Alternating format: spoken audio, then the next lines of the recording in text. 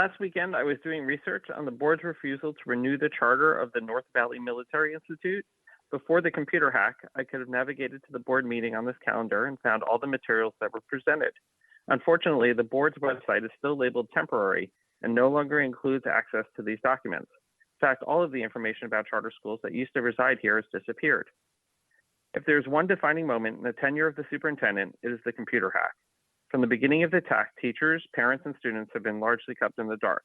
When the district has provided any information, much of it has been contradictory to what the community was experiencing.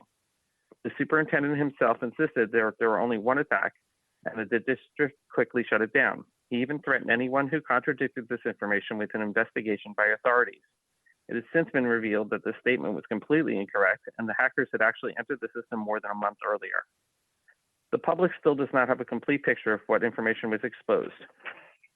They therefore are left without the ability to protect themselves from the results. This lack of transparency is typical of how the district is operated under Superintendent Carvalho. Instead of providing useful data, the district presents a splashy presentations, marketing materials, a new logo.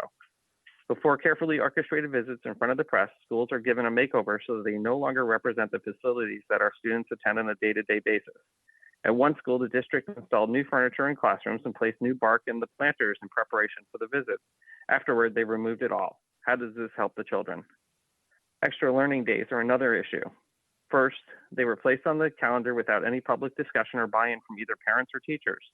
They were replaced with acceleration days, which were so heavily promoted that many parents complained about the volume of recorded phone calls they received.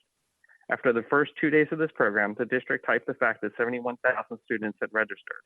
It was only after pressure was applied from the public that Carvalho was forced to admit that only 36,486 showed up. Those 2 days of learning cost the district $36 million. Would the district have achieved a better return on investment if there had been a discussion of what should be done with the money before the program was announced? Shouldn't teachers have been consulted to find out what they needed? After all, they are the classroom experts. Great leaders work to build teams that work to find solutions. They don't issue orders from their offices and just expect them to be blindly followed. This lack of transparency also appears to apply to his dealings with the board. How is it that a district that has a history of supporting marginalized groups ended up signing a contract with the Florida Department of Education? Florida's governor has used this department to attack the LGBTQ community, ban books from the classroom, threaten teachers who don't conform to his bigotry, and ban the teaching of AP African American Studies. Why are we sending any money to them? Have any safeguards been put in place to ensure that our online students are not being denied their rights? The public doesn't know because of lack of transparency. Does the board? While the superintendent reports to the board, Thank you for your time, Mr. Peterson. We appreciate it. Thank you.